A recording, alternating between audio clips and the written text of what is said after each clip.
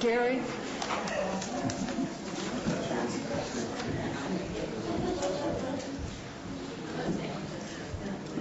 We're expecting the CAO shortly, and we'll commence at that time.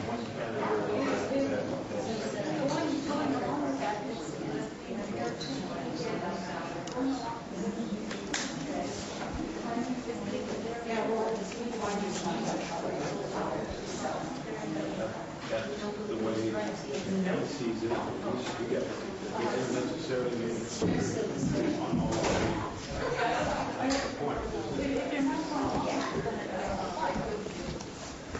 Supervisor Tuffanelli.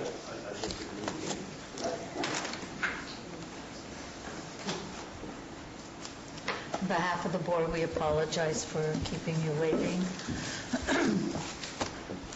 We'll be going into our study session on in-home supportive services. I will be turning the meeting over to Mary Sawicki. I will tell you how this works. The board cannot make any decisions, if any are to be made, if any are requested. We could give direction. There will be time for public comment. After the presentation, I will come back, ask the board if they have any questions or comments. Then I will ask the public if they have any questions or comments that they would like to make.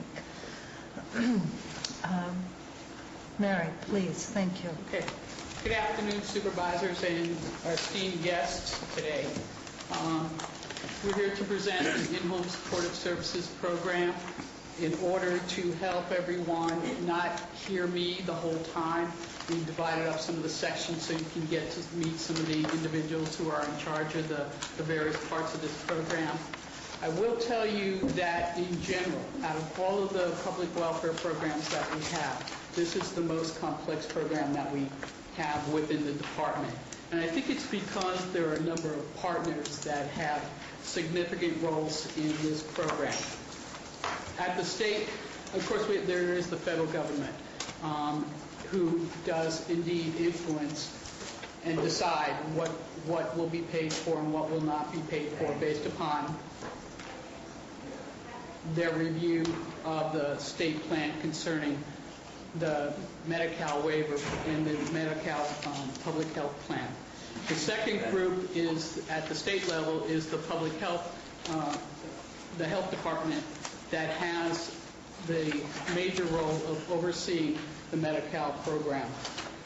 Then in addition, of course, our clients and their family and friends, the providers and the unions are all significant partners in this particular program and have influenced it greatly through the years. The other thing, as you will see as we present the program, there has been significant changes in this program, particularly in the last year or two, that in my estimation has caused at times some confusion concerning the services. But let's start with the program. The program actually was created to provide in-home personal and household services to those individuals who are age blind or disabled and have limited ability to care for themselves but could live in their own home with some help. This is a history of the in-home supportive services program. Back in the 50s, California established an attendant care program. The attendant care program was for clients to obtain their own providers, and it was more domestic work kind of related services.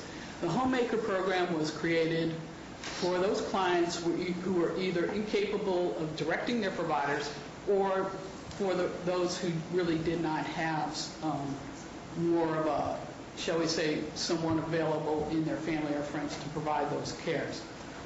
In 1994, the Social Security Act amended the whole payment system for age blind and disabled and created the federally administered SSI-SSP program. And while it did provide the cash grants and living allowances, it certainly didn't apply for supplemental payments for anybody who might need either attendant care or homemaker services. In addition, as a result of that, also in the same year, the state created the in-home supportive services program. It was a federal option, and the state made it mandatory. When we get to 1979, the state felt that it really was beginning to be, and this also relates to, as we talk about the aging of the client recipients who are the predominant group, that there no longer needed to be a distinction between the homemaker and chore services. Part of that was they also at the same time put out a RFP, and EDS became the provider who put out the payments for clients for this particular program. By the time we got to the 1980s, the federal government placed a ceiling or a cap on their share of the IHSS program. As a result of that, there began to be some ratios of sharing of costs, as you see right there. In addition, the federal government began to request, or shall we say, if the state wanted some funding for this particular program, some plans had to be submitted in order to receive the particular allocation for our state. In addition, the counties were asked to prioritize the program at that time in case the allocation did not meet all of the IHSS service needs. And so that began the taking a look at basically the triad of funding, the federal, state, and county.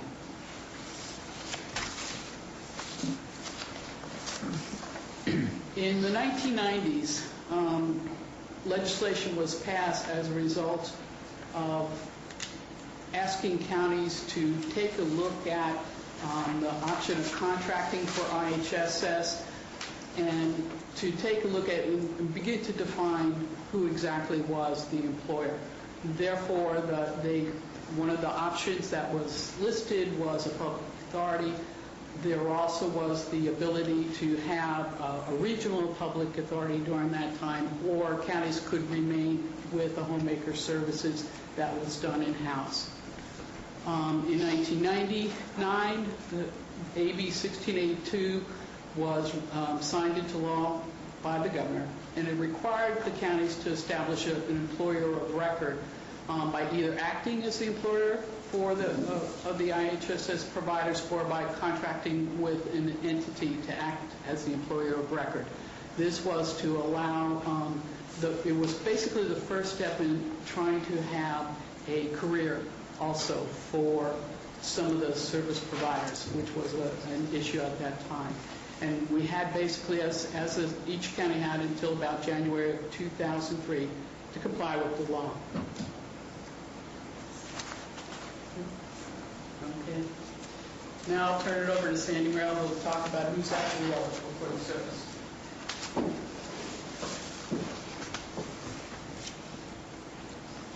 Good afternoon, Madam Chair, Board of Supervisors, staff, and guests over here. As Marie mentioned, I'm Sandy Morrell. I'm the Adult Services Supervisor for Calaveras Works and Human Services. I need to tell you that this is my very favorite program that we administer through our agency, and I've been told that I cannot talk all day about it. So, on that note, I want to explain to you this program, as you can see, has been around for quite some time. This program allows people who are 65 and older with a disability to remain in their own home, to have some quality of life, to have, to be self-sufficient, to have some independence. This also assists people who are disabled, who are under 65, but who have a disability. This also assists those people who are legally blind to remain in their own home and not be placed in a board and care facility or a long-term care facility. The one change that has really occurred recently in this program is that now the clients must be eligible for and receiving Medi-Cal. Prior to all these changes, which you'll be getting all the information about all the different changes in the years and everything, was not set up as a Medi-Cal program. It was a social services program. But we continue to offer services so that our clients and our residents can remain in their own home. So one of the concerns is that they remain safely in their own home. And that is where our training and what we do with our assessments to make sure that they're safe. Okay. What services are offered? There are two types of services that are offered. We have what is called the domestic services, which is the housekeeping, which includes changing of the bed linen, sweeping, vacuuming floors. There's also the laundry, meal prep, dishes, meal cleanup, food, shopping, other errands. Those are called domestic and related.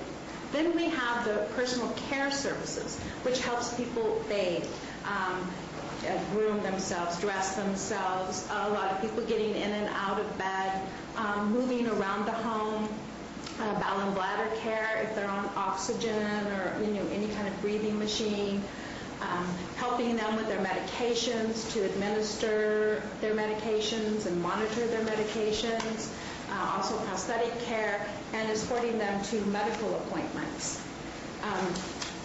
One thing that is interesting is domestic and related are capped by the state. For example, the housekeeping, which does include changing bed linen, sweeping, cleaning the bathrooms, things like that.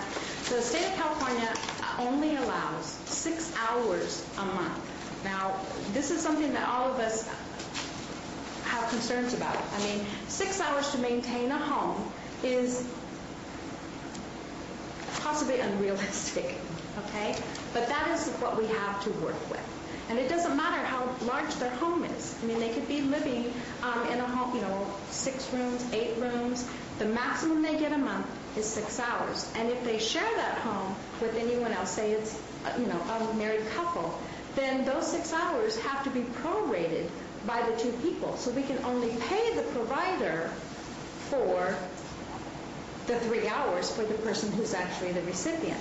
And if the provider is their spouse and is an able and available spouse, then none of these services are able. We cannot pay the spouse to provide those services. So those are kind of the intricacies of the program. Now, personal care is based on individual needs, okay? And we also have a time per task guideline that helps us in determining those. But right now, I'd like to talk to you about the background of IHSS. The California Department of Social Services oversees the IHSS program. It's paid for through a combination of federal, state, and county funding. The statewide average IHSS recipient receives 86 hours on monthly services and uses about 95 to 96% of those hours. Our average here in Calaveras County, the recipient receives 94 hours in monthly services and uses 95% of those hours. An IHSS recipient is also responsible. They are considered the employer. In other words, they will determine who they want to hire. They are responsible for hiring, for firing, for working with that provider as to their schedule. We, as the social worker in our assessment, will determine how many hours they get per month, but it's up to the recipient to determine how often that provider will come into the home, whether they want them 2 days a week, 3 days a week, and how they want to schedule them.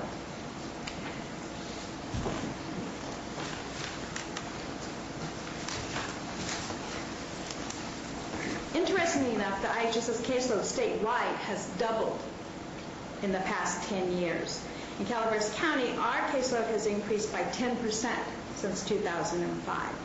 Originally, IHSS recipients were primarily aged, but now we have a much higher number of disabled persons due to, we have a lot more of spinal cord injuries, brain trauma injuries. We also are seeing children that are eligible for the program.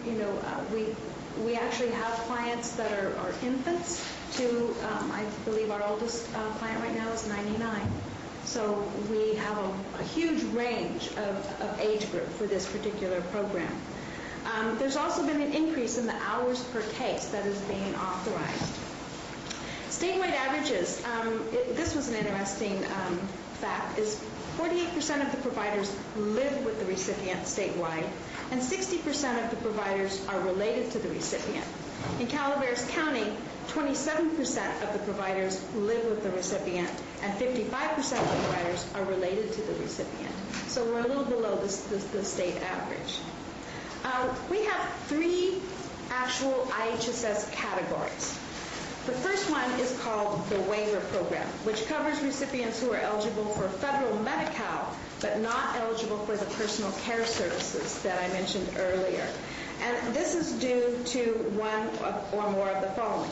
That is that the recipient has a spouse for a provider, or that the recipient is a minor child with a parent for a provider. The federal government does not acknowledge those as for personal care.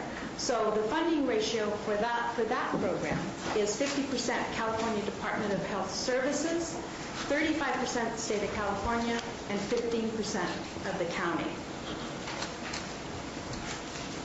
The second program is what we call the Personal Care Services Program, or what we call PCSP for one of our acronyms. And this covers recipients who are eligible for federal Medi-Cal services, which includes what I already explained to you, the domestic services, as well as the personal care services. The funding ratio for this program is 50% is federal participation, 32.5% is state participation, and 17.5% is the county participation. Sandy, can I just go back to the one prior? Sure. The funding ratio says 50% California Department of Health Services, Yes. which is state, and then the next is 35% state. Yes. Is that One is state the- general fund? Yes. Okay. Thank you. The third program is our residual program, and this covers recipients who do not need personal care services. We currently do not have any cases or clients that fall within the residual program. However, looking at some of our numbers, it looks like we have, and that's when someone is temporarily ineligible for Medi-Cal, the system automatically converts them over to the residual program. The residual program means they need no personal care, that they only need domestic and related, but we often find they at least need some personal care. I mean, either help with their medication, the monitoring of their medications, making sure that they're not over-medicating or under-medicating. It's very important to make sure that our recipients are safe. So it just takes us some time when the system converts them over. Now we're down to the state responsibilities. This is where it's so confusing because we have state responsibilities, we have county responsibilities, and we have recipient responsibilities. The state for this program is responsible for the payroll system. They write the checks, they send the providers their bi-monthly pay checks. They are responsible for the unemployment insurance, excuse me, and also the workman's compensation.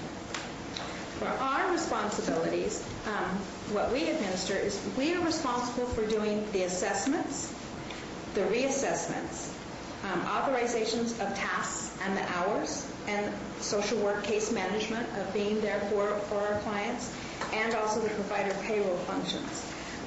When we receive a referral for IHSS, we send out a packet, and this packet is completed by the client, and then we go to the home. All of our assessments or reassessments are done in the client's home, face-to-face with them, so that, as you know, we have a very large county geographically. We do a lot of driving. But just for you to have some idea of the information that we have to go over with these clients, this is not part of your handouts, but I did kind of want to run through these real quickly as long as I don't put them on the floor. We go over their rights under California welfare programs. We go through this as to what their rights are. Also the HICAP, Health Insurance Counseling and Advocacy Program, to help them with, making decisions about insurance, what their options are. This is a booklet that we developed regarding in-home supported services. It goes through what services we have to offer, how the providers fill out their timesheets, how the recipients need to fill it out, and everything. It's just a real good handbook guide of that. They have a 2-page application for social services. They have a statement of facts that they have to complete, and all of these have to be gone over with the client by the social worker. We have a 3-page Medi-Cal form that goes over their rights, their responsibilities that they have to sign. the Medi-Cal Recovery for Personal Care Services Program, an individual emergency backup plan. We also need to send a physician's evaluation to their physician. We have to go over all their prescriptions and over-the-counter medications. We also go over with them how to hire a provider. We have a little, explanation of how to go about interviewing and what questions to ask. We also have a responsibility checklist for the recipient and the provider, an IHSS timesheet signature. Please just go on. And a designation of provider. We also have to ask them if they'd like to register to vote. And if they decide they would like to vote, we have to provide for them a voter registration. And also a universal release of information. This is what a packet that a client has to complete and what a worker has to go over with that client in their home to when we are first putting them on the program. We see these people once a year. We're mandated to see them face-to-face in their home. And if they wish to have a reassessment at any time during the time, they need to just call their social worker and we will go out. So oftentimes we can see someone, every other month, every 3 months, if, their situation has changed.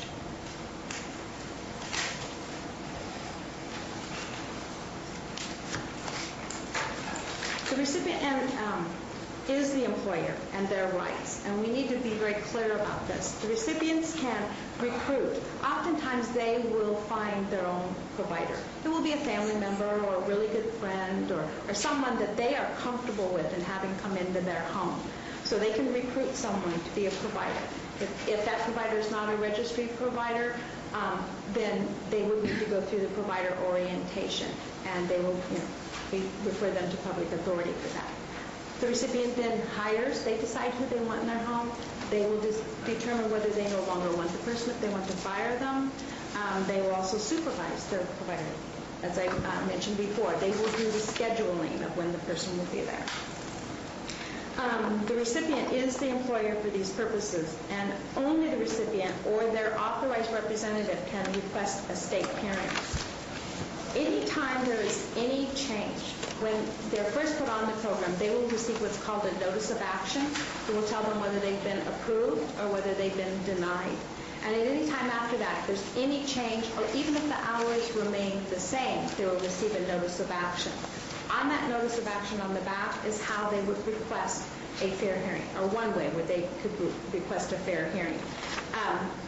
They can complete the request for state hearing on the back of the notice of action, and this can be sent directly to our agency, or it can be sent to the California Department of Social Services, or they can make a toll-free call to the state hearing at the California Department of Social Services. We always ask, if they don't understand something, if they don't understand why their hours have been changed, or what the assessment was, that they contact their worker. And if they, to get an explanation of why this occurred. And then if they do not have resolution, then to contact me as the supervisor. And if we cannot come to resolution, then, we suggest that they file for a fair hearing. The request for a hearing must be filed 90 days from the date on the notice of action. And an administrative law judge will hear the fair hearing, and they will give a written decision within 90 days from the date of the hearing. For a state hearing process, what happens when the county receives a request for a hearing? In our county, the person who hears the IHSS hearings or prepares them is not someone who is a part of the adult services unit. It is one of our social services analysts. And the state hearings worker is responsible for the following: reviewing the IHSS case and documents to determine basis for the hearing request, determining whether or not claimant is entitled to service pending their hearing decision, meeting with the social worker and supervisor to go over the facts of the case and to ensure compliance with laws and regulations, and contacting claimant to try to resolve the issues. We always try and resolve the issues, and oftentimes we are able to do that. Maybe when we do our assessments, it's just a point in time. We're seeing them on, a half an hour to an hour in a given day. Even though we want them to talk about their bad days, oftentimes we may miss something, and we need to be open and listening to what our clients are telling us about what, their day is like. So we also consult with our registered nurse regarding paramedical evaluation of hours, and our hearing officer prepares the county's position statement and represents the county and presents the county's hearing statements to the administrative law judge in the hearing. One thing that I wanted to point out is IHSS, In-Home Supportive Services, is only one of 5 programs that we administer out of adult services, okay? I have 4 social workers. They also do adult protective services. It is their responsibility to investigate all concerns regarding someone's health and safety, whether they're being neglected or abused. And in the fiscal year, this past fiscal years, we received 306 referrals that were investigated by my social workers. Okay? Oftentimes, in-home supportive services is the resolution to the APS referral, because this program, if the person is eligible and if the person wants our services, it's interesting with adults, they do have the right to refuse services, they do have the right to make poor choices, but IHSS is an excellent program to resolve, especially in self-neglect, to allow the person to continue to remain in their own home safely. We are also the public guardian. We do probate conservatorships. As you see, it says number of social workers is 3, even though I have 4. For the public guardian, there's special training, and you need to be certified through the California Association of Public Administrators, Public Guardians, and Public Conservators. And currently, we're in the process. We still have 1 worker who has not completed the certification. So right now, I have 3 workers who we have 7 open conservatorship cases. This means this person has been deemed incapacitated. I mean, they're not capable of making decisions for themselves. We then make all decisions. We determine where they're going to live. We determine end-of-life decisions.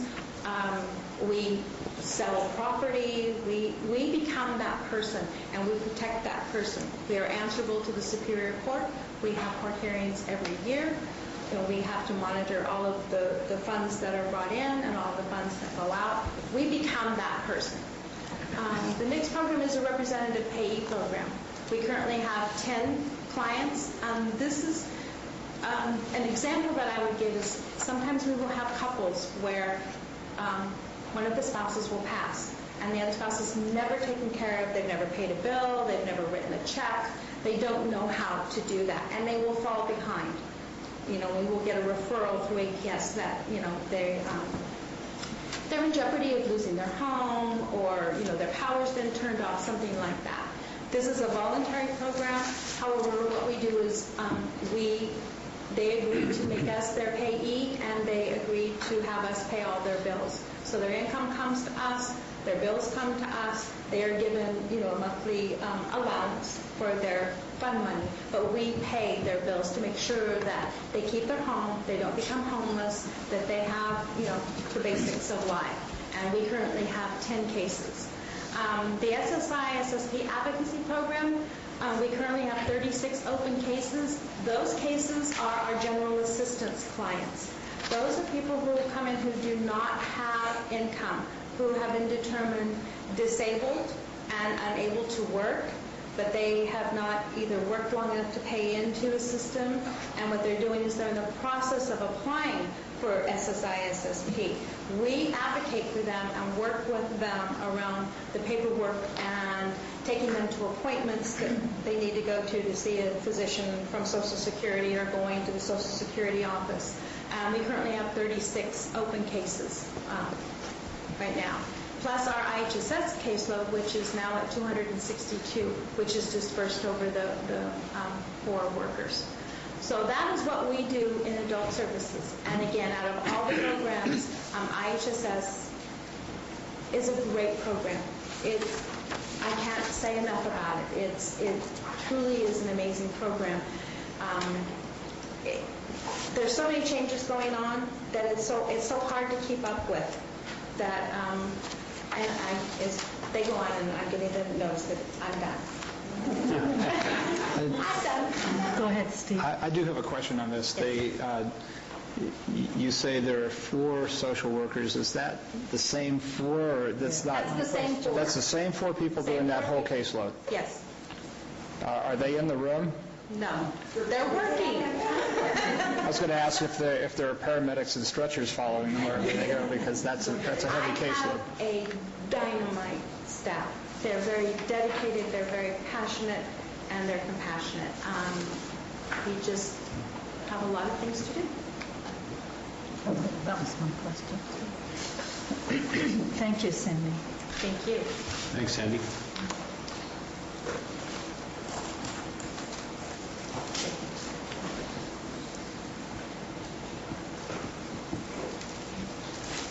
Okay, time to talk money.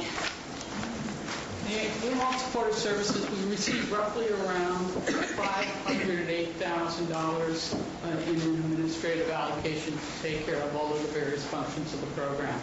$53,000 of that within the department is allocated for an IHSS advisory committee. It doesn't matter whether you're the size of Alpine or whether you're the size of Los Angeles, the $53,000 is there to cover the expenses of the committee. In addition to the county match for the in-home supportive services program for the wages is 17.5% of whatever the existing wages structure for each month. And the public authority budget is roughly around $395,000, roughly around $396,000. Of that, $167,005 is roughly for the health insurance benefits of the providers. In addition, the providers pay roughly around $9,200 upfront costs as their copay. In the last year or two, we have received an additional $29,500 for quality assurance, quality improvements to the program. Most of these funds are used for the fraud prevention and detection program. If you take a look at the last 5 years, you kind of begin to see the aging of our community. In 2005, we had roughly around 248 clients. Take a look at the hours and the expenditures. As time has gone on, we've increased some of the population. With that, as our population gets older, the hours also authorized needs to increase. And then, of course, with the advent of the wage negotiations, some of those have also changed some of the expenditures. If you take a look at the cases and the number of hours, as we talked about earlier, you'll see an increase in those, in the hours authorized as well as the hours paid, and the wage differential. And so today, our cost is about $951 a case per month. If you want to take a look at the provider wages comparison of counties, and in your packet towards the very back is the sheet with all of the counties listed. But right now, there are 16 counties who pay over the present Calaveras rate of $10 an hour. There are 5 counties who match us in paying $10 an hour. And then there are 37 counties whose wages for the providers are under $10 an hour, and they range between $8 and $9.90.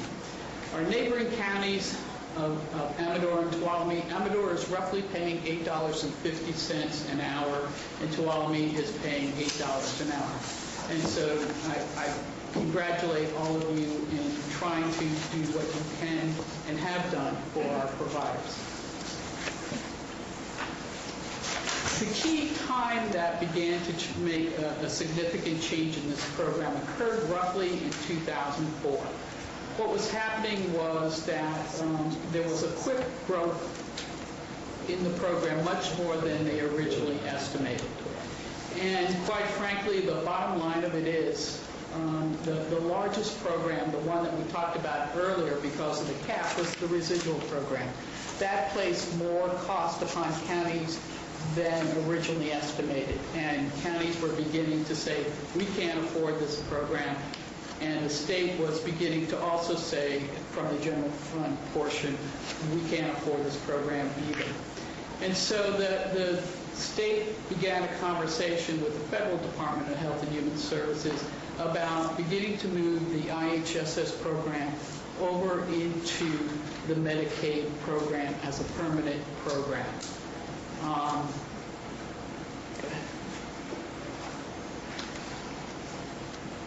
Part of the conversation with the federal government that occurred probably over a few years was that the federal government felt that there were things concerning California before they would accept us and the state into the Medicaid program for IHSS. Some things had to be done.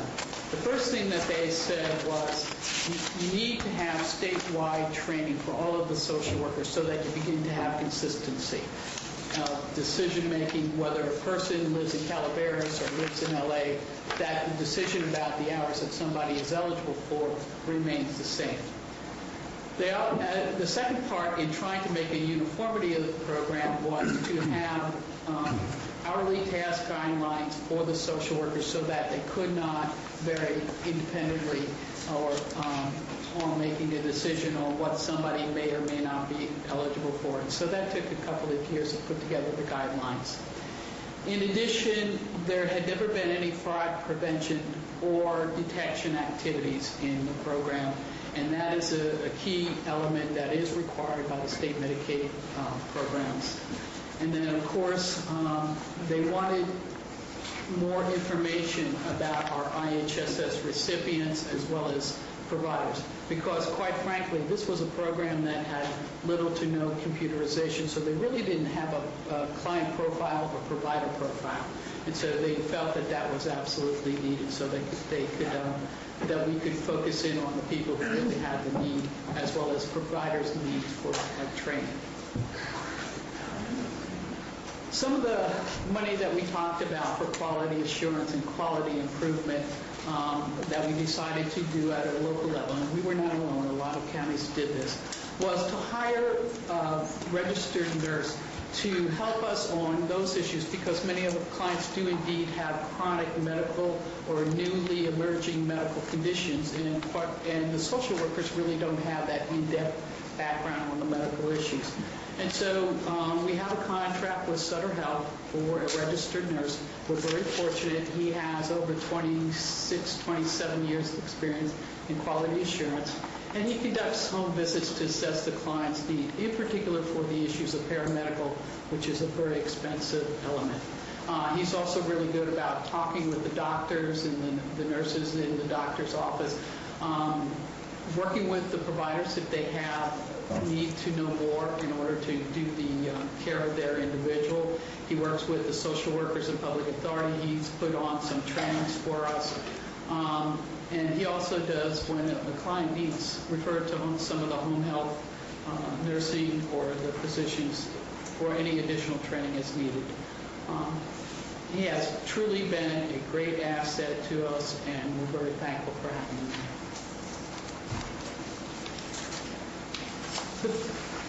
Let's talk a little bit about fraud prevention and detection. This is, as we said, part of the requirements of the federal government that we begin to take a look at fraud prevention and detection. And one of the things that we have done is we have one fraud investigator for all programs in the department, and she spends part of her time and has been developing a fraud prevention program. We'd like to emphasize in our county basically the prevention. That is where she spent some time in taking a look at, and she conducts 2 home visits each month, random sample, to look at and make sure that all the eligibility requirements, she has a good background in that, are met. In addition, that the information provided on the application, like who's in the home, who's providing what services already for the individual, is all correct. And then she spends some time also making sure that the amount that we're providing is correct as well. So it does a variety of things. The household composition is a very very common area where there's a fair amount of misconception. And so, as you saw Sandy talk about all the things that people get.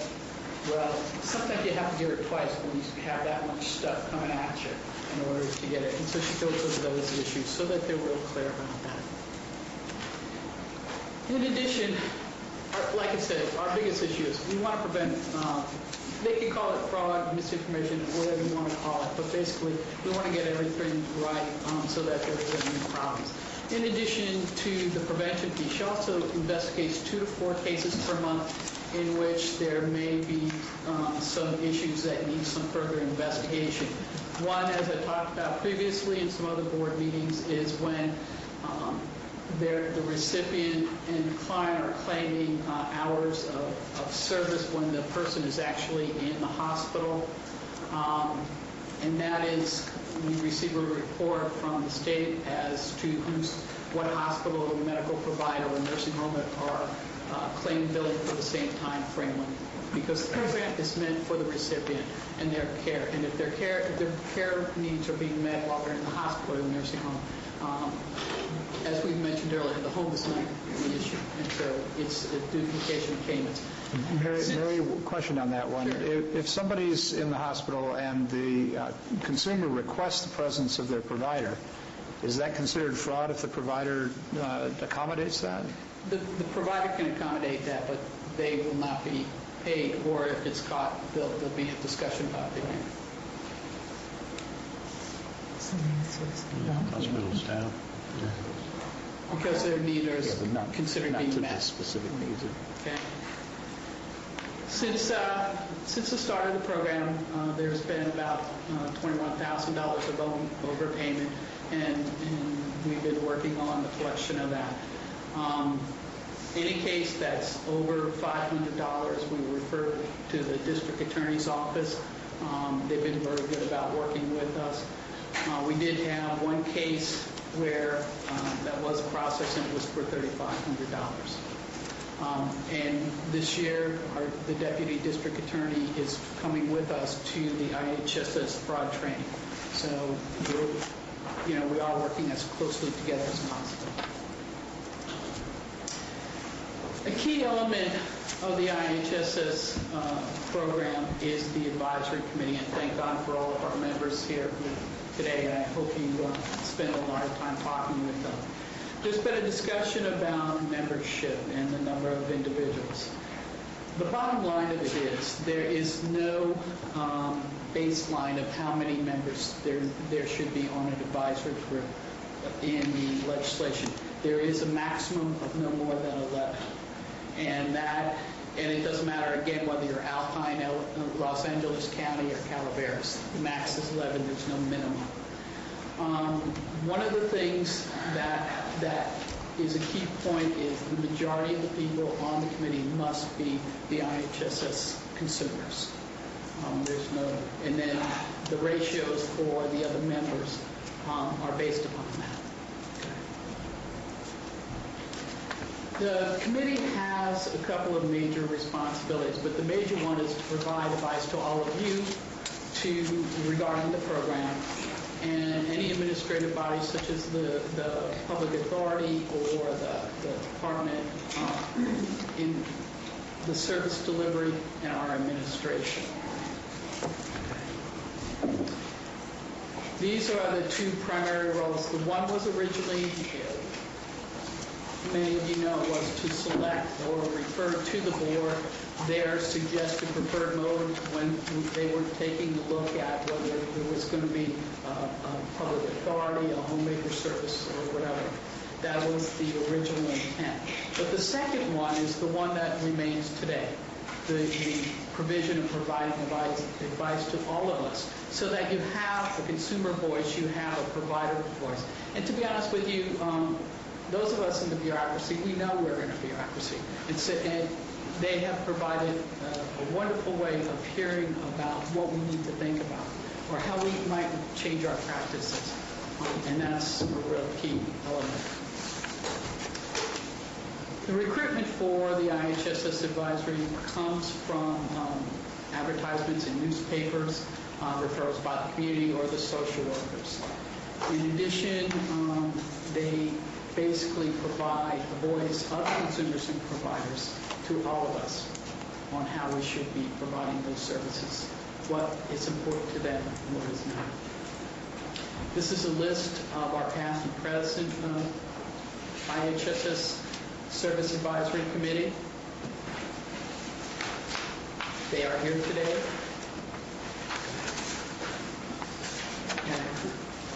And now turning it over to county leaders.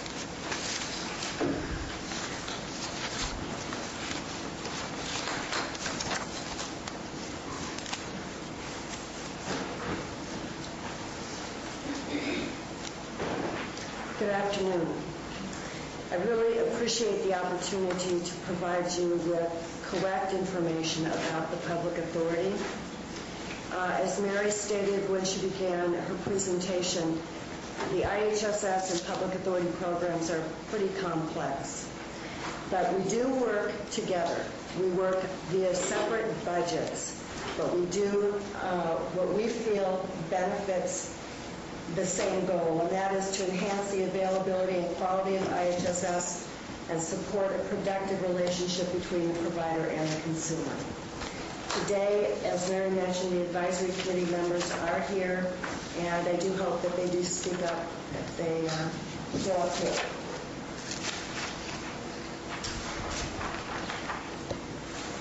The public authority is a public agency whose purpose is to make the IHSS program in every county work better for the consumers, who consist of the elderly, blind, and disabled, and for the in-home care providers. Legislation in 1999 established some primary goals for the county to make a decision, and that would be to either choose to set up a public authority, a nonprofit consortium, have an independent contract mode. The county could administer the program and hire the providers, and a combination of any one of those modes. Another goal was to increase the wages and benefits for the providers through collective bargaining, and to fund the advisory committee for the role that they were supposed to carry out. In 2002, the county passed an ordinance that established the public authority, and the Board of Supervisors is the governing body of the public authority and makes the legally binding decisions on behalf of the public authority. The public authority was established as a distinct legal entity that's separate and apart from the county. We were also established as the employer of record for purposes of collective bargaining. This board chose to have the Human Resources Director as the county-appointed negotiator. This also established the county as immune from any liability of provider negligence or misconduct. And that's a very important piece of what the public authority does. And that's probably the key ingredient as to why the supervisors at the time chose to go with the public authority mode, because it did make you immune from any liability. It also established that the employees of the public authority, as well as the providers, are not employees of the county for any purpose.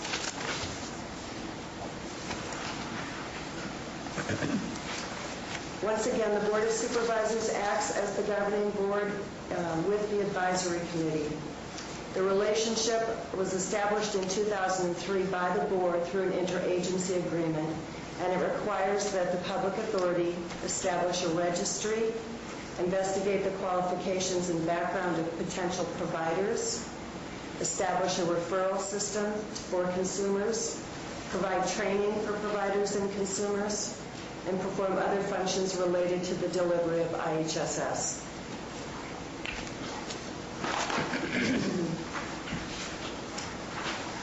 Prior to the public authority, there were a number of issues that consumers were confronted with. A lot of them could not find a provider at all. They were often left with no choice but to be put in a nursing home. At that time, counties were legally liable if they referred a provider to a consumer. There wasn't any quality control or background screening. There wasn't any right to bargain for wages or benefits.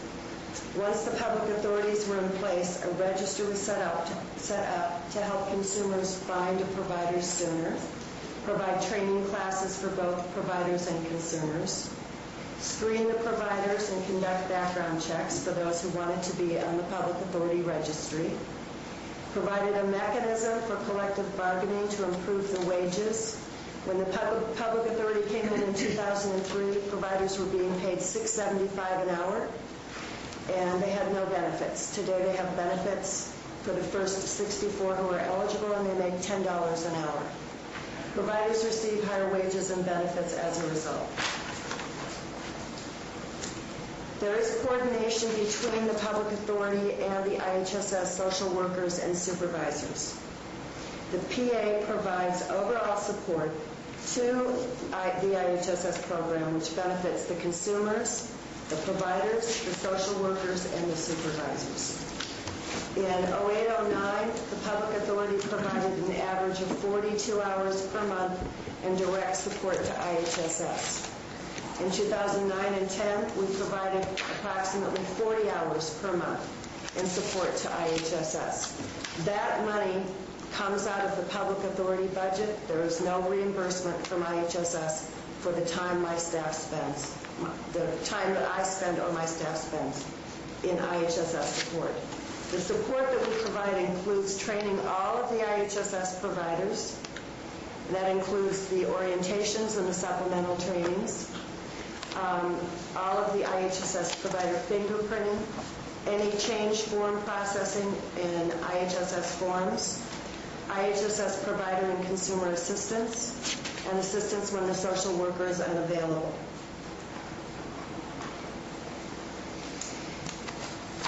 Since we did our very first training, which would have been in October of 2003, and remember that I started in May of 03, I hired my first staff person in June of 03, and then I hired my trainer at the end of September in 03. So we began our first training within that month. We have trained over 2,000 providers and consumers in this county. We've provided almost 5,100 hours of training, and 460 registry and IHSS providers have been fingerprinted.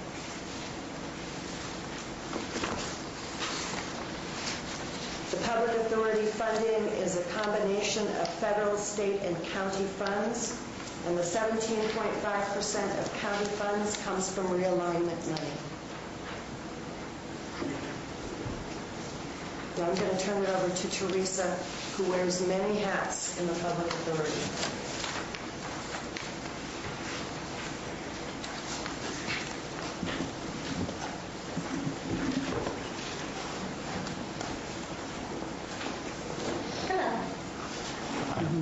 I'm Teresa Sable, and like Colleen says, I wear many hats. I'm the registry specialist, the provider and consumer training specialist.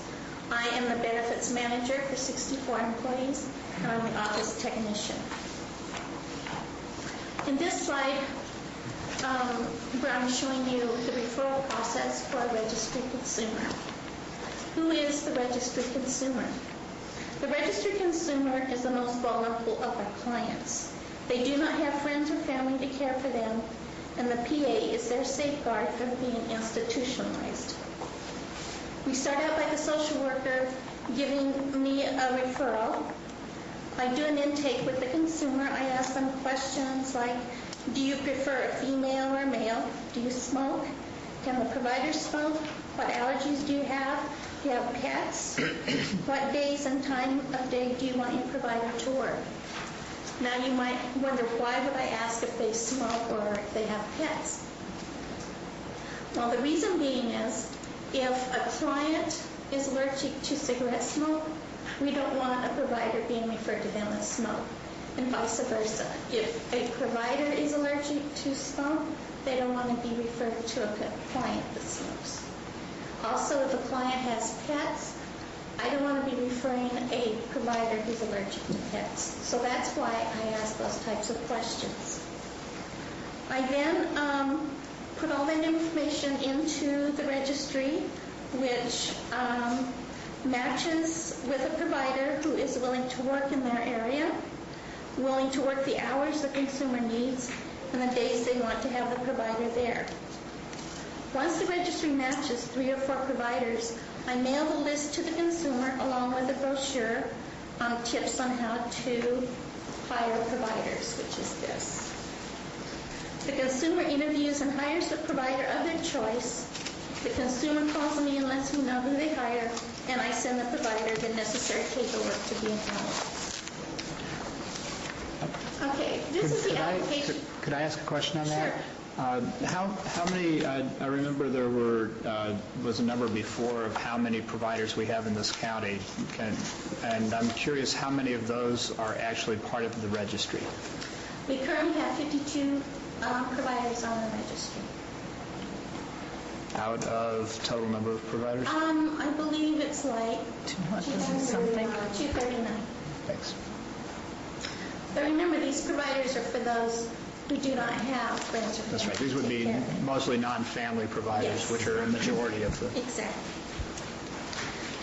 Okay, this is the application process for registry providers. Before there was a public authority, in order to get on the list to be referred to consumers, a person would call CalWorks and tell them they want to be a provider.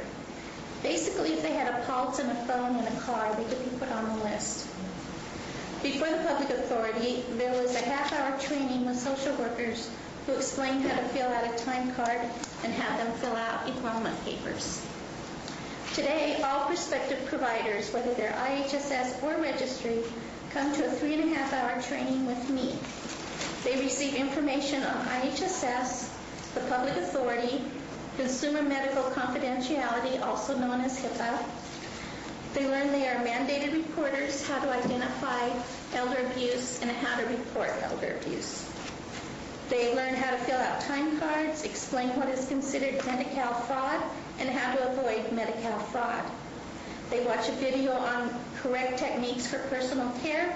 They fill out enrollment forms and then get fingerprinted. After the orientation and completing the application packet, they schedule a face-to-face interview with me. When they come to the face-to-face interview, they must bring a DMV printout. Now, they must have a clean driving record. There cannot be any DUIs or vehicle manslaughter on their record. And they also need to bring with them proof of auto insurance, because we don't want our providers driving our clients to the doctor or to the store without having insurance. They also must bring with them 2 work references and 1 personal reference. Excuse me. I have to explain, they fill out a 4-page application, and on that application, they explain to me what their characteristics are. Do they have allergies? Do they smoke? What types of clients are they willing to work for? Are they willing to work for people who have Alzheimer's? Are they willing to work for people that have dementia? Or any types of infectious diseases? Are they willing to work for them? I also need to know what types of tasks they're willing to do. Because as you saw before, there's a myriad of tasks they are required to do. And not all of them want to do some of those chores. They also need to tell me what days they want to work, what hours they want to work, that type of thing. All of this information goes into the registry. Before we go to the next step, I check all the references that they gave me, make sure they have clean references, and then we do the background check. I do a local background check with the county court clerk here, and we also do fingerprinting. Now, there are 3 felonies that would disqualify providers from being an IHSS provider. Those 3 felonies are child abuse, elder abuse, and government fraud. Those are the 3 felonies that would disqualify them from IHSS. However, with the registry, it's those 3 things plus they cannot have any offenses against property, such as robbery, theft, burglary, embezzlement, extortion. No violent crimes such as manslaughter, attempted murder, use of any kind of weapons, assault, and so on. After the provider passes all background checks, I submit the profile to the registry and give them a handbook that we've created for the provider. The registry is a referral service. It is not an employment service. We do not guarantee employment if you're on the registry.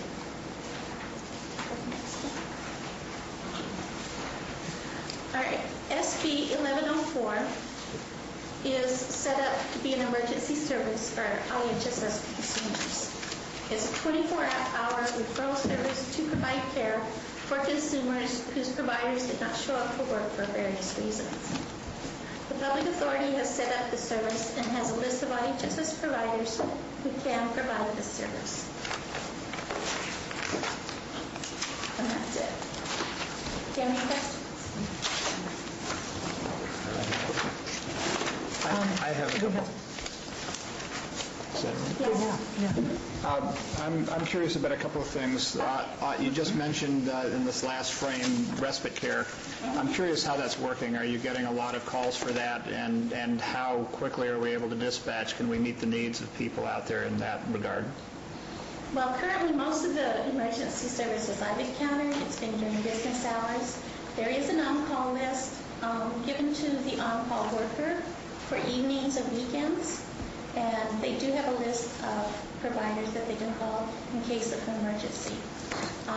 Currently, I don't know if I'd have to speak to Sandy if she's come across that, but We've just made this list available for the after hours. Most of our calls do come in during the workday, and most times when we get a call after hours, the person's in the hospital. So it's not a situation, they've made it that far. It's not a situation of trying to find a provider. Another question I have is that I know in other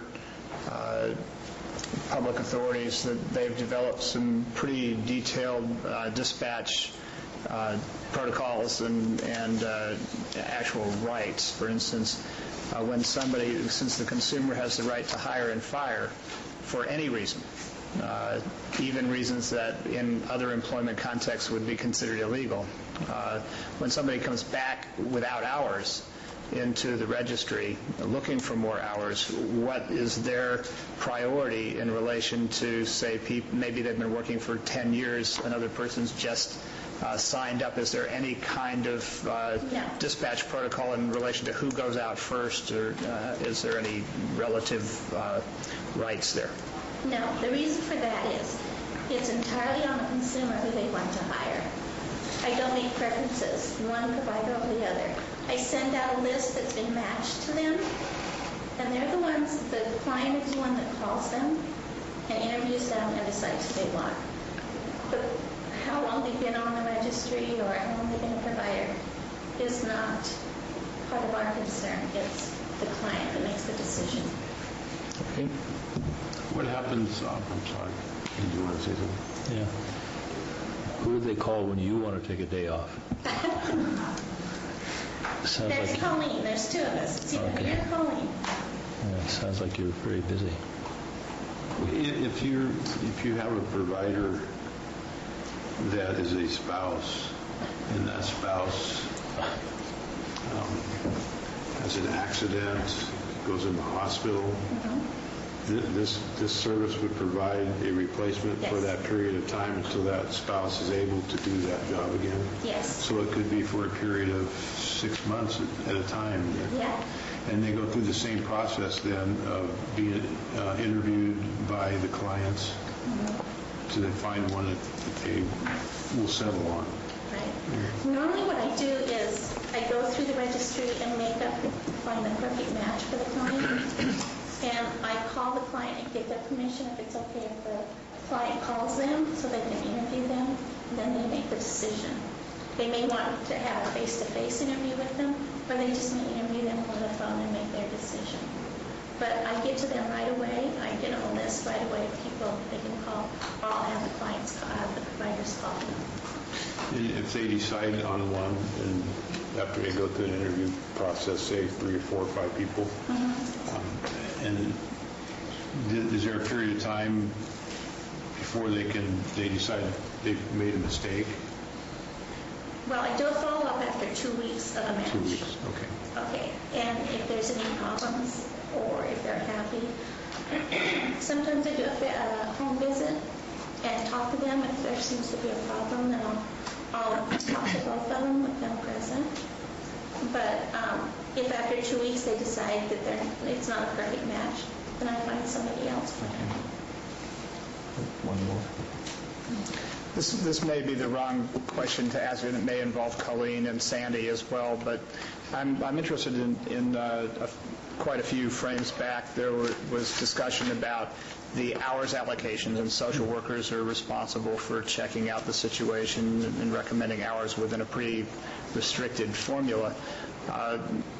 Then the consumer has the right to apply to appeal if their hours have been cut and they don't feel that that's been done in an appropriate way. They have the right to appeal.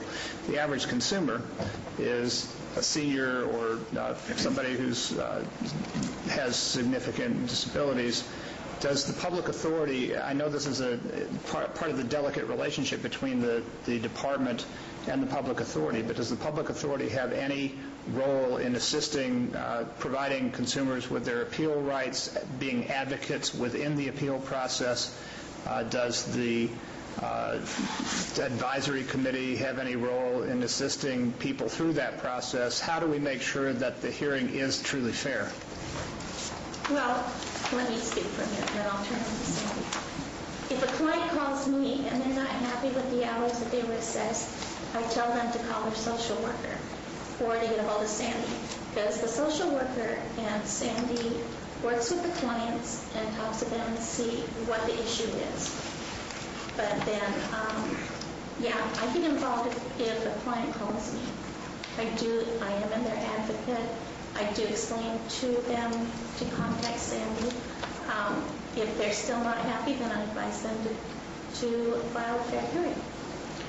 I guess my question was more specific to what happens. I understand the informal process, but once it formalizes and it goes to fair hearing, is a department person who's holding the hearing, and the question is who is assisting or facilitating the consumer's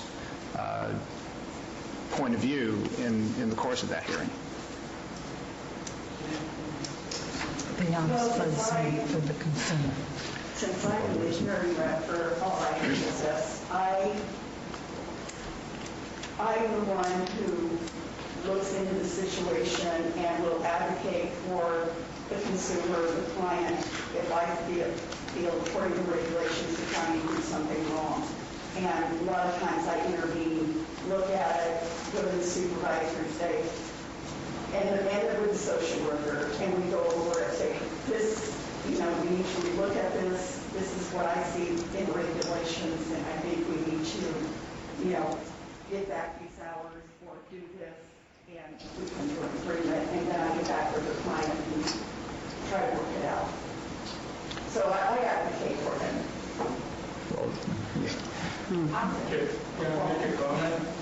We're going to be going to public comments, and you'll be able to, yes, thank you.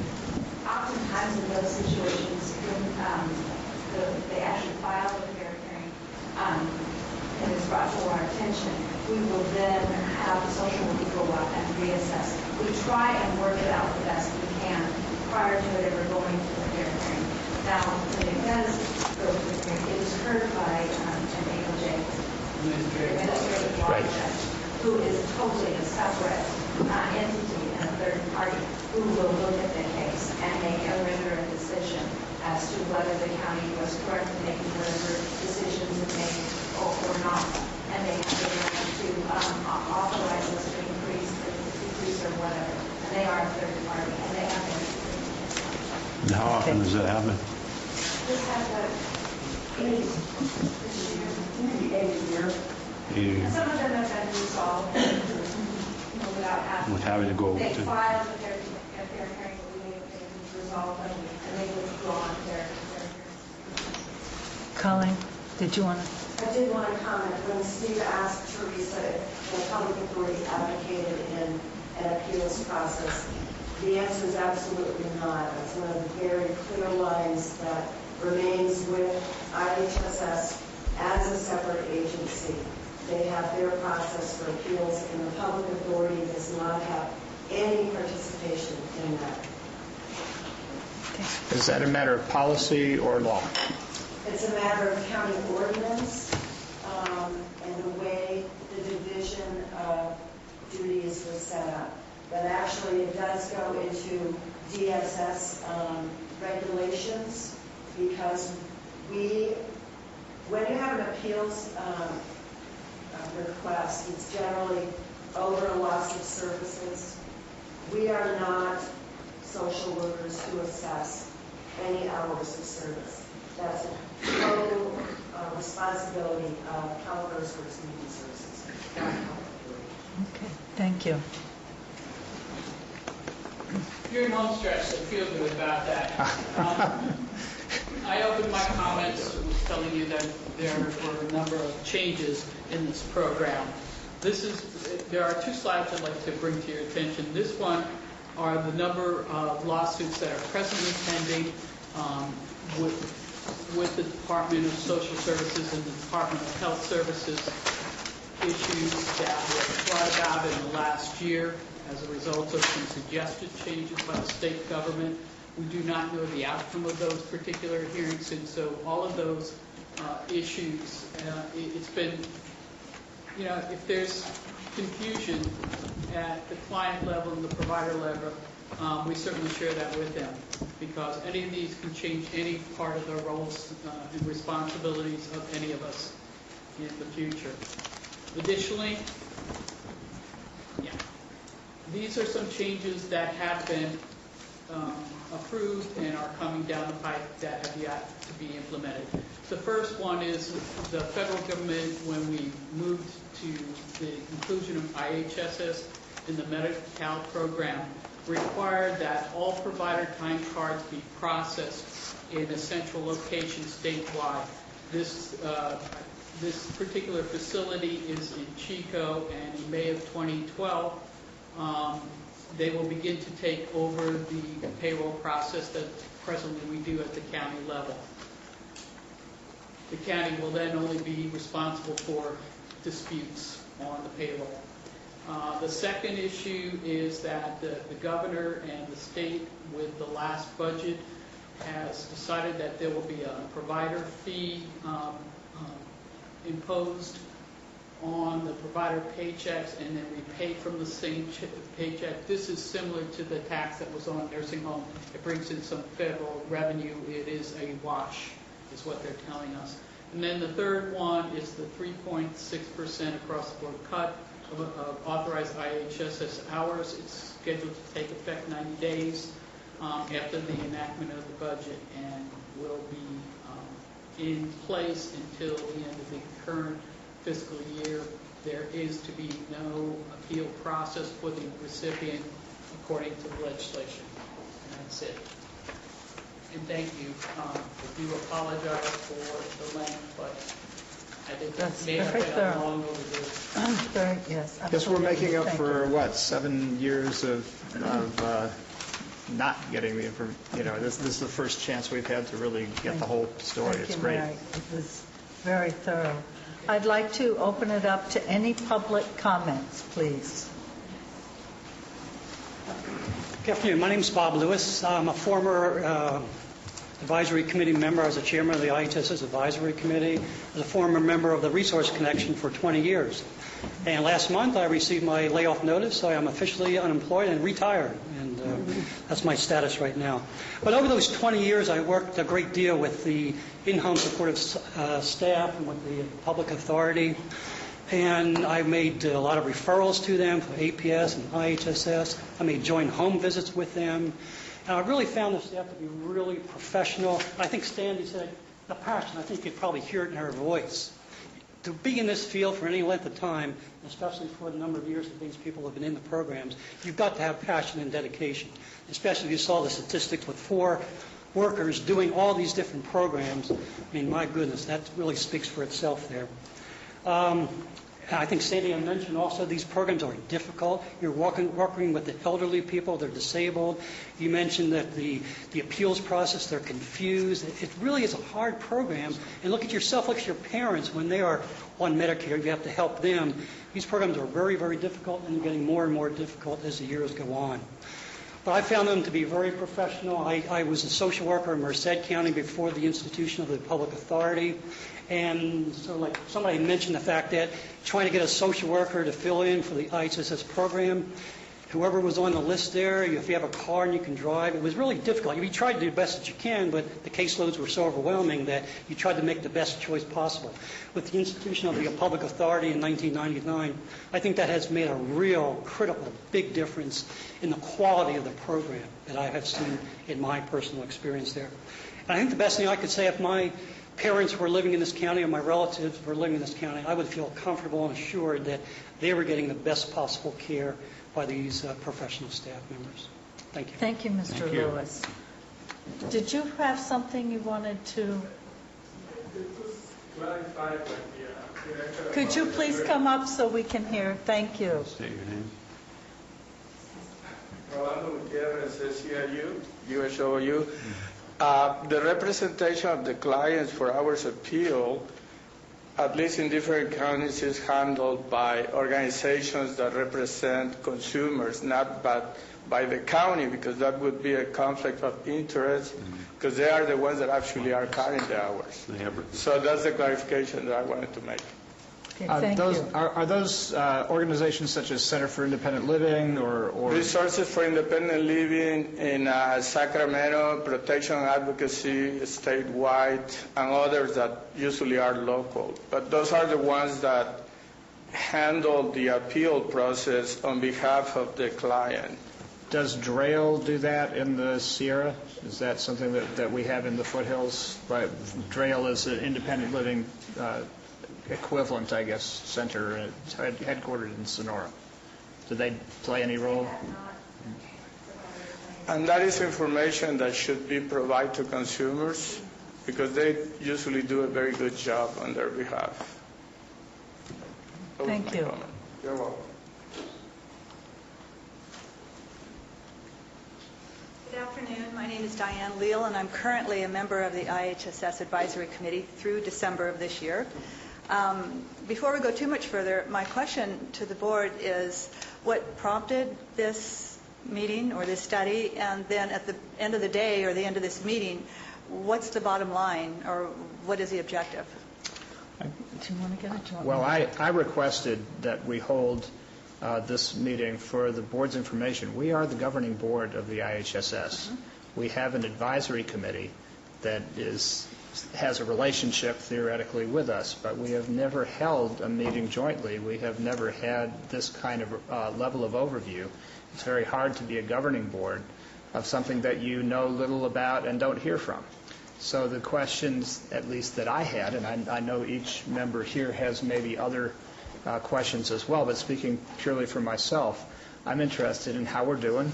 I'm interested in what we can do to improve our and live up to our responsibilities under the statutes, to try to further define the working relationships between this governing board, our advisory committee, the IHSS Public Authority, and the department. Make sure that those things are working smoothly and effectively, that we take a look at how policy is made, because I think we are the policy board of this, and try to live up to our responsibilities that way.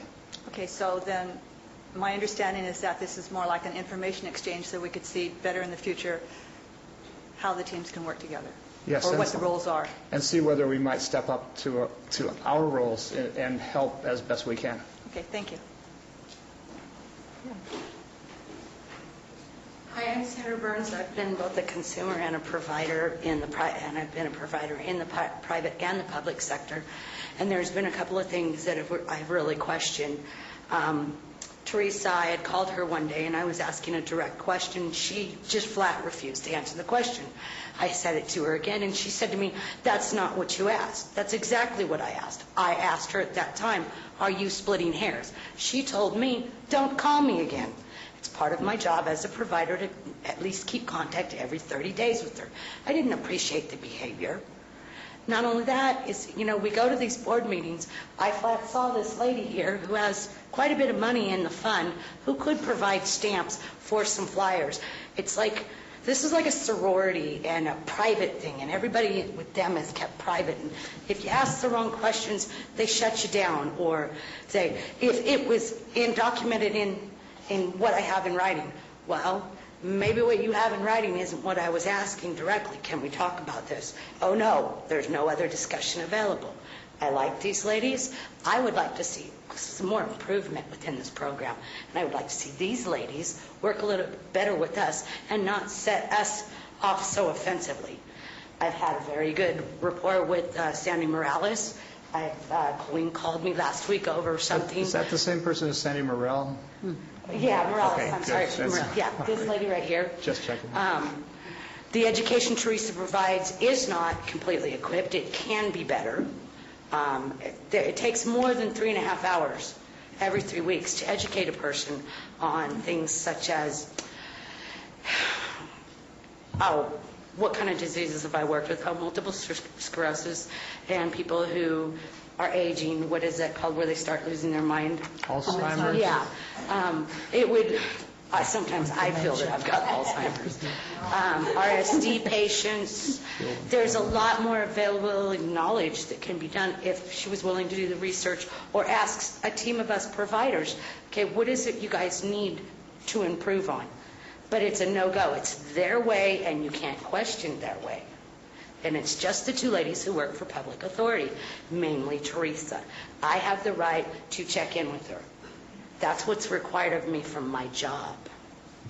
And she told me, "Don't call me again," because I questioned her. I asked her, were we splitting hairs? She got very offended, very, very snotty to me on the phone. I just went, whoa, what do I do now? This last gentleman that I worked for was a hoarder, and that was a very interesting experience. I work with a variety of people from disabilities, from mental or physical. And that's pretty much all I have to say. Okay, thank you for your comments. Ms. Thank you. Barnes. Hi, my name is Tanya Mills. I'm a new care provider. This is Dick. I take care of him full-time. I have a couple questions, just being new. I previously worked for the district attorney's office, and I've been a manager at a large retail store. For where? Manager for where? In Denver for Sears. Oh, got it. Thank you. This is my favorite job in the whole wide world. And I'm a new mom. I have a 12-week-old baby. So we have a busy schedule. But in regards to the hospital, I'm the only person that has his records. He doesn't have family. I'm like his family here. So when they took him to the hospital, he has a chart full of medication that he has to have. I called up there. They were not responding. They didn't give him his medications. I drove. We live in Mountain Ranch. I drove to Jackson. I mean, those kinds of things, we are there for the hours for that for him. I did have to be there.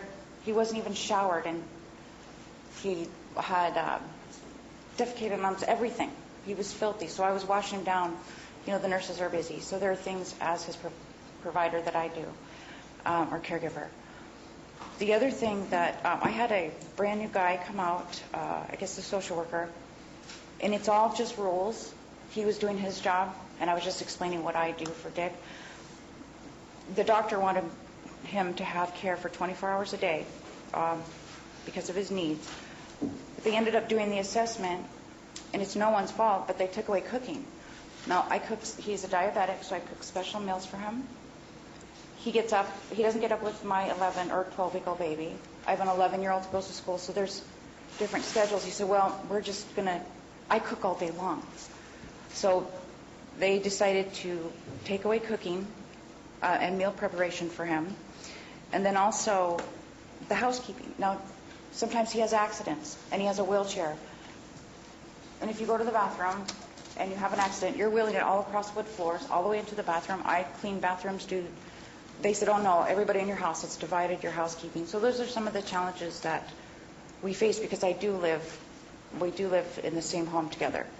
So I don't get any credit for cleaning or cooking for Dick, and he relies on me for his diabetes, for everything. He cannot do that on his own. So that's just some challenges, but it's still worth it no matter what for him. So I just wanted to let you know what we face as caregivers sometimes. So this goes back to the question of how many hours are allowed in relation that don't match with what the need might be. That's for sure. You got that right. I'll tell you, the caregivers, thank God they love and care for us. Otherwise, I don't know what had happened, because I have been left alone, not since Tanya come to work there, but before.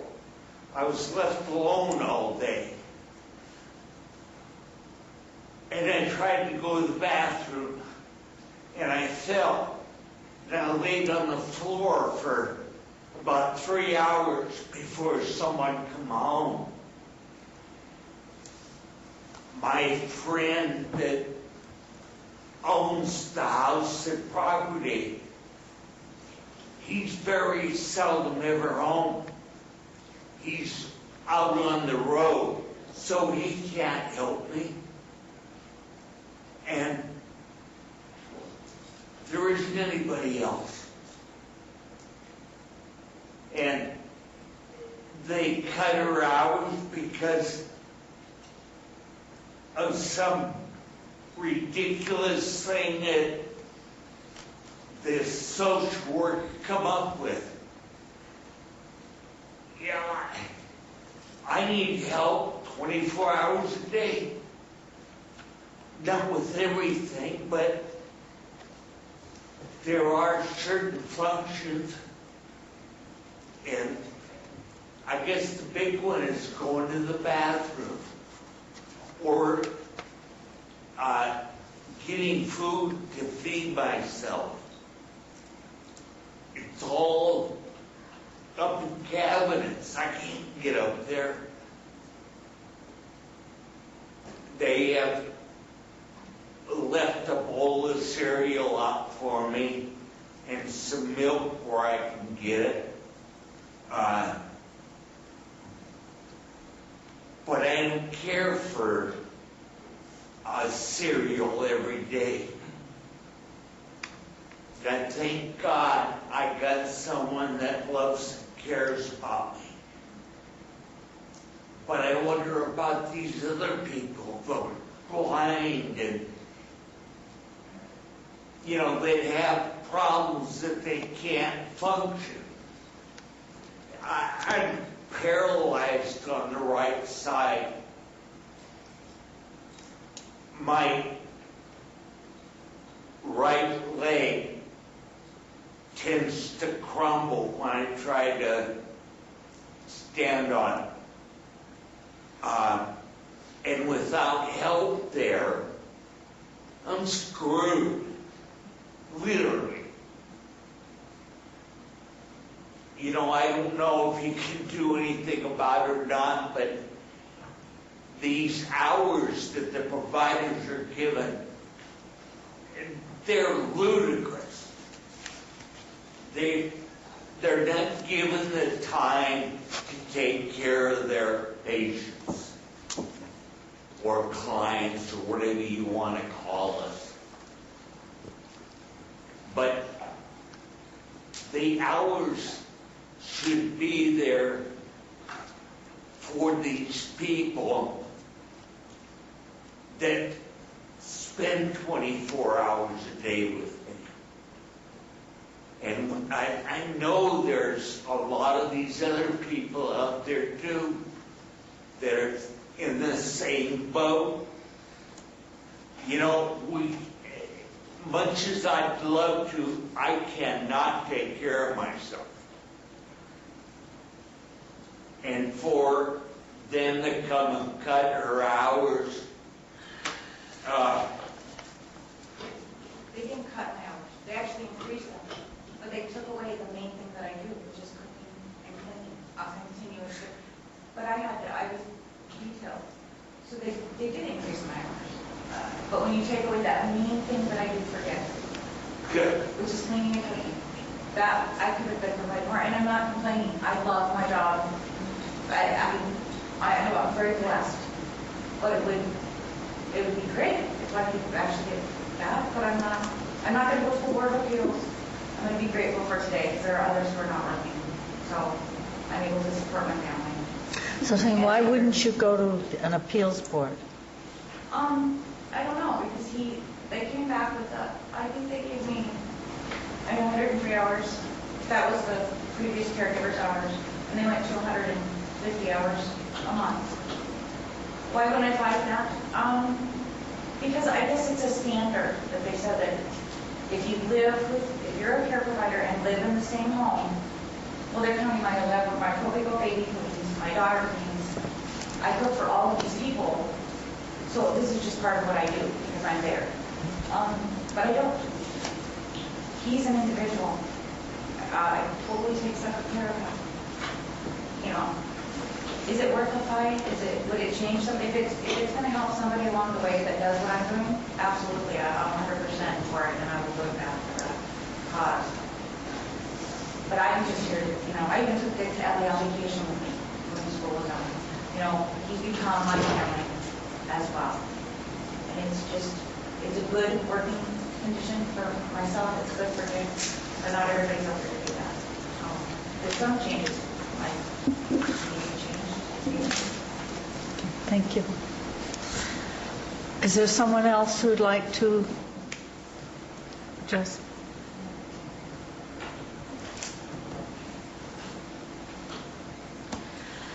Good afternoon, Bonnie Newman from Double Springs.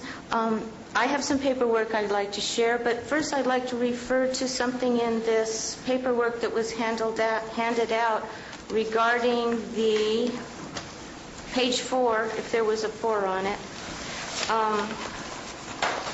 funding ratios. 50, 32, 17. These are the old funding ratios. As of last year, this funding ratio has changed. It's 61.59 federal monies. State only kicks in 24.97% of every dollar, and the county's left with 13.44%. You used to pay 17.5%. Now you're paying less. You got a bargain. We don't know for how long. We assume it's going to be till the next funding cycle, but that is the new ratio because the state pulled out funding.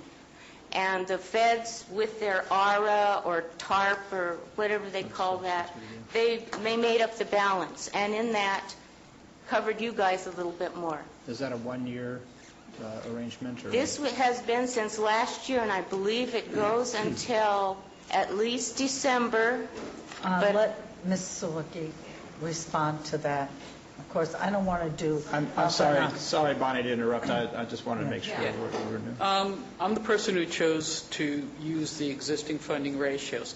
The stimulus funds were there for last year. Her ratios are correct. However, this year, by December, some of those will be going down. They are changing already.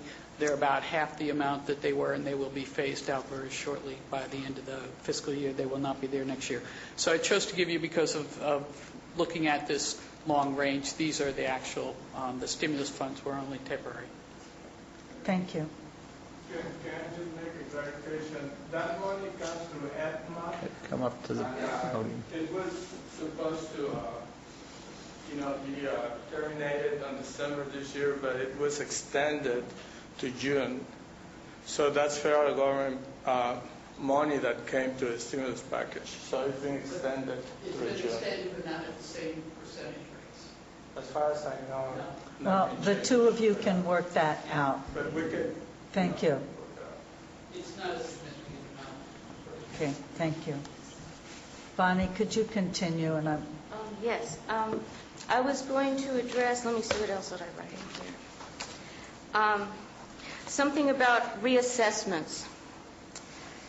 I can't tell you how many clients I've talked to and providers that are scared to death to raise a red flag and risk losing any additional hours. They're totally intimidated by the system. And as far as doing an appeals training, home care providers have a new gig, I guess you could call it. We are assisting clients in their appeals process.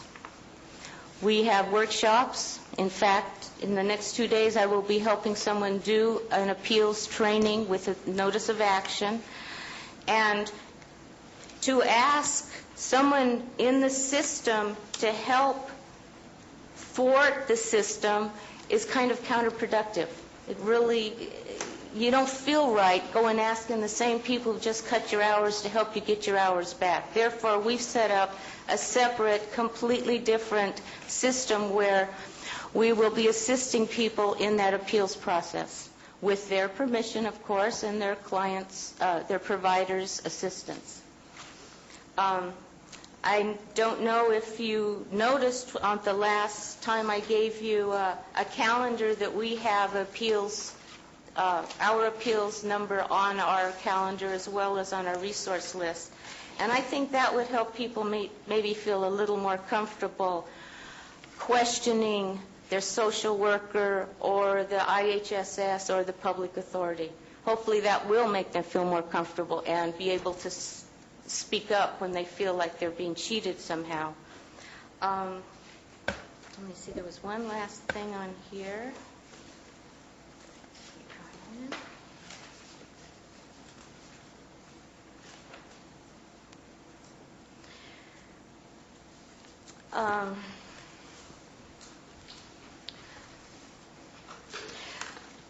I had asked a question a few months back, and it was kind of misinterpreted. I was really curious how many actual matches are made through the registry. How often is the registry utilized to match somebody? And that would be very interesting to know. It's not necessary to know right now. I'd like to give you some paperwork that I've put together and share it with you all.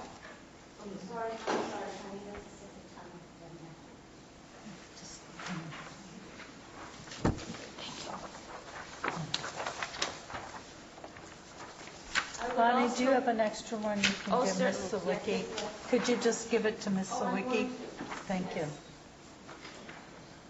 I'd like to have members of the advisory board take one of these.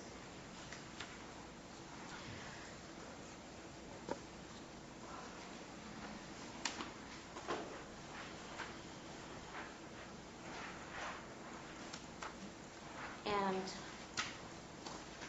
I don't mean to leave you all out. I'll refer to this in a little bit.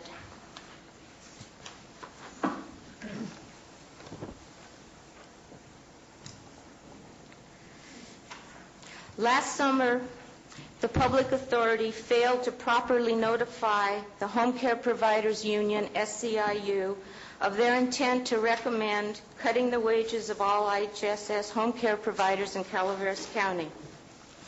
The public authority actions at that time, and consequently your action, required the union to file a lawsuit against Calaveras County to reinstate the improperly and illegally cut wages. Monies were then taken from somewhere in the CalWorks budget, I'm not sure, to make up for this mistake by the public authority, and ultimately by you guys and your governing role as the governing body of the public authority. My concerns with the public authority extend further. The public authority was created in 2003 in Calaveras County and was allowed to develop independently and create its own pay scale. This pay scale seems way out of line with other Calaveras County programs, such as the Victim Witness Program. Apparently, no oversight at that time was provided by either the Board of Supervisors or CalWorks. This program has run under the radar of everyone since its inception. A pseudo-advisory board called the IHSS Advisory Committee, originally 11 members, now 7, has been hijacked into becoming a public authority advisory board. To address this, I've been coming to you every week and ragging on these people. Month after month, year after year, now this is my second year, I have felt that there is a total disconnect between the public authority and the rest of us. Now, Stephen, I know that you helped create this public authority in a manner to collaborate with other parts of the program, providers, consumers. What's happened from this point last summer is a total mistrust. I've attempted to attend advisory board meetings over the past year, and originally the information when these public authority when the IHSS board meetings were being held was withheld from me. I was told that I could not be let known that there was meetings because they'd have to call everyone in the county to let them know that. That's been rectified in the past few months. I think they realized that that attitude was really a violation of the Brown Act. They've corrected that. I'm probably the only person in the county that's consistently served on the negotiating team to formalize a contract between the county and the union as our representative. And I can't tell you how badly I feel our contract has been neglected. There are many, many points in this contract that are not being adhered to. We were supposed to have created a labor negotiations committee or some kind of labor committee with the public authority and with the union reps. That never happened. When I contacted the public authority to let them know our last contract in 2007 was intended to increase stipends from $20 to $25, I received a response saying, "We'll have someone from the union contact us." Why can't they contact the union? They had the information. Or why is my word not good enough and they need authorization from the union to identify me, not just this year, but also last year, that I'm a legal representative speaking on behalf of the union. I don't feel that the IHSS Advisory Board is reflecting the needs of the providers nor the clients. I feel the IHSS Advisory Board is nothing more than a rubber stamp for the public authority. Now that I'm more vocal at their meetings, I'm being very limited in what I can say and how long I can speak. In fact, at the last meeting, I tried to present some newspaper articles, ask a few questions, and submitted the calendar and the resource list. I really didn't have time to do that. They told me my time was up. And yet the very next day I came to you folks, and I was able to go through all of that information in 5 minutes before my time was up. As I've been talking to people, as a precinct leader or whatever title you want to give me, I've contacted over 100 providers and some consumers and have heard a number of what I consider horror stories that I think need to be addressed. In doing that, I've also realized that with the advisory board, IHSS advisory board, as dormant as it's been for the past 7 years, I don't think they're likely to address complaints. I feel they're more into protecting what they have. This advisory board has secluded itself, isolated itself, and I feel that everyone on this advisory board they're not volunteers, they get paid. They're either let off work from their organization or agency, or they're allowed to pay themselves a $40 stipend. To me, that's not volunteering. It used to be a $20 stipend, but now they're up to $40. I look at that as like hired guns to protect the public authority, who I'm attacking because I don't think they're responsive. I've also have a letter that I'd like to read to you, one effort on my behalf to address some of these issues. To Stephen Arola, President of the Calaveras County Bar Association. Dear Steve, I've been involved with the county social service program called In-Home Supportive Services for over 11 years. This program provides domestic services and health care assistance to seniors and people with disabilities. As a client advocate and union organizer, I have spoken to many care providers and clients who have expressed numerous complaints and problems regarding the IHSS program and/or staff. I am trying to develop a complaint review panel to deal with some of the issues that have come up. I'm interested in knowing of any local attorneys that might want to do some pro bono work on behalf of seniors and disabled in Calaveras County. Stephen Arola has agreed to send this letter out to all local attorneys to see if there are some folks that would be interested in helping with some pro bono work. I've also filled out an application to be on this IHSS advisory board because I think they need to be stirred up a little bit. I think they need to take some proactive involvement in what's going on. Whether or not we get this pro bono group together to discuss and decide what can be done on behalf of these people, I don't know. I'm just hoping somebody will help step forward for this.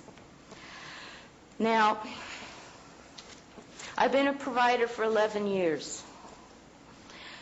I was a provider before the public authority came along, and I've been a provider after the public authority came along.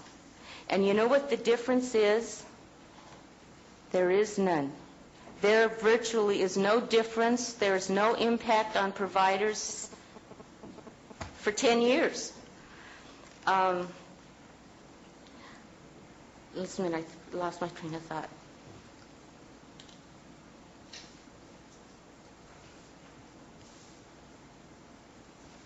What I've decided to do is forge ahead, keep involved in union activities, because as much as I don't totally identify with the union, I think they're our best bet in addressing the issues that we have brought before us.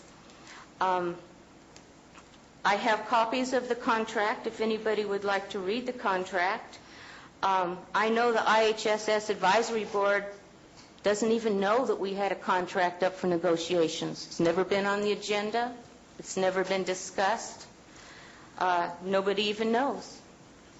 And they're IHSS Advisory Board.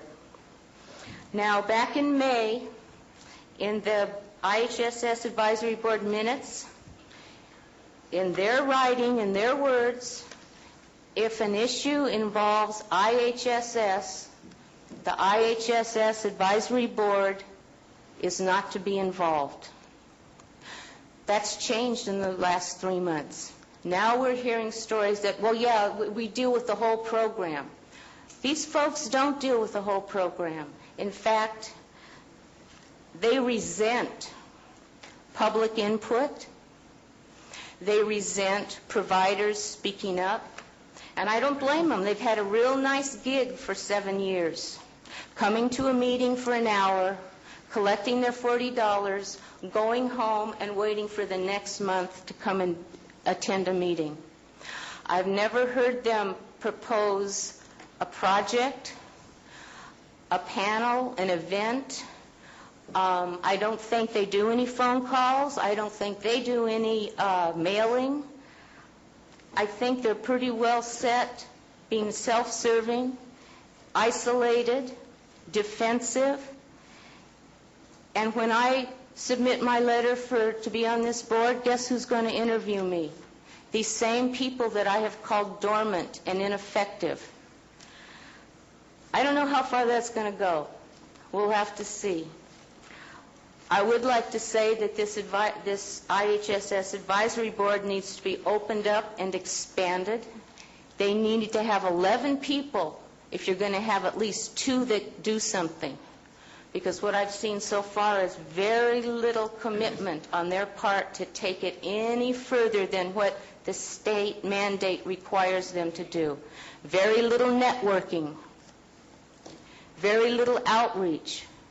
And I just got to say, not much collaboration, if that was the intent of having a public authority created in the first place. I think that's all I have to say for right now. Thank you, Bonnie. Thank you. I have a client here that would like to make her story known. She's reluctant, and I'm going to read because she wrote it very expressively, her situation that occurred in the IHSS program. This happened January of this year. Bonnie, do you want to give us her name? Is that all right with her? Okay. Thank you. That's fine. Thank you. She's very nervous. 2 social workers showed up unannounced. They said someone told them I was being abused by a man in my house, that I had bruises. And I'm speaking for Barbara. They continued to say that her provider could not be her care provider any longer, which has been 16 years. They told me I'd have to be in a facility. This is from the social worker. I've had anxiety ever since, to the extent that my doctor sent me to a neurologist. Her provider took her to an attorney, which cost him in excess of $3,000 because he was told with a DUI on his record he could no longer be a provider. Barbara brought this up in an IHSS meeting, at which time she was told that John, her provider, could continue being her care provider. And this was only made clear to her with information from the union that was sent out saying the only 3 felonies considered was child abuse, elder abuse, and institutional fraud. Since that time, Barbara has suffered a nervous malady, which is keeping her from being able to speak today. She has twitches. She has, I'm sure, sleepless nights. She is not able to get up some days because she's so upset. All this since January, when she was told that her provider could no longer work for her, which was totally wrong. Barbara thinks she deserves an apology. So does her care provider need an apology. I've apologized on behalf of everyone for not being able to act in her behalf or confront the program or confront the worker that told her that, gave her that misinformation in the first place. Now, we know we can have reevaluations, but people do not know that. They do not understand that.